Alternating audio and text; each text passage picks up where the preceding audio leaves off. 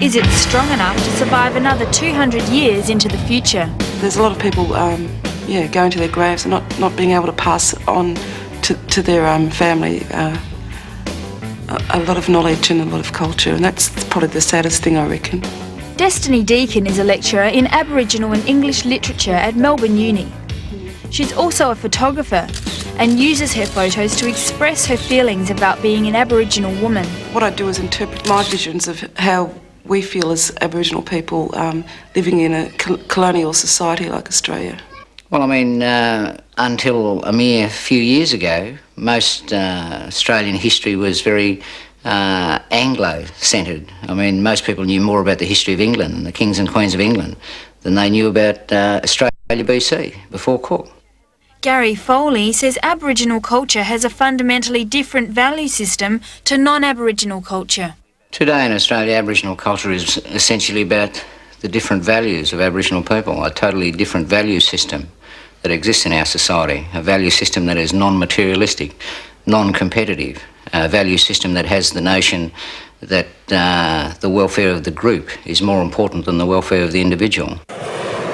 Destiny speaks about Aboriginal culture from an urban perspective. She stresses that it still exists in the cities, though many Australians may only be aware of the traditional culture of the bush. Being exotic, it's something that's more acceptable, I suppose, to white Australian culture, where stuff that we as urban or even rural Aborigines produce is just sort of seen as second-rate, I suppose.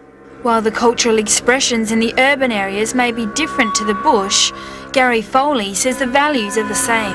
The basic values of Aboriginality that you see in Arnhem Land, you will see in a park in Fitzroy. The essence of Aboriginality remains the same throughout. Storytelling is also a big part of Aboriginal culture in the city and the bush. People think because Aboriginal people didn't have writing, we had no history. That's not true. The stories and the legends of Aboriginal people are the means by which the history of our people has been passed from one generation to the other, and how the knowledge of the landscape and the seasons and the availability of the foods and, you know, the whole intimate understanding of our total environment is passed on. Jason Martin is a fourth-year law student at Melbourne University. His family come from the Bunurong tribal group, which covers the Melbourne area. He has traced his family back 6 generations and has written a book about his family history.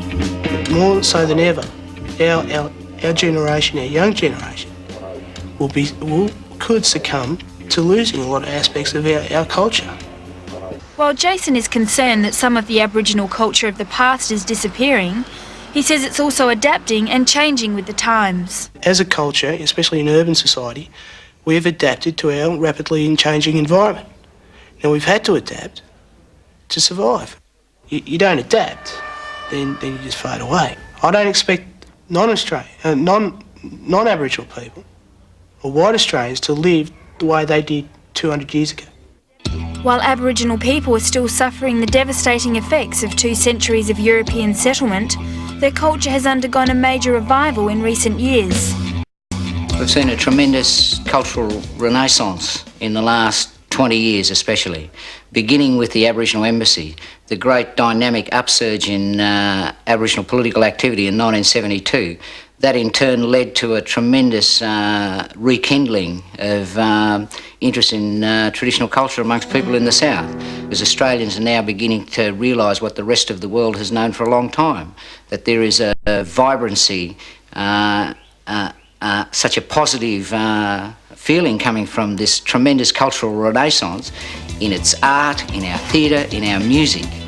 Jason says rock bands and plays are part of the urban Aboriginal culture, and they should not be dismissed as less important than rock paintings and corroborees.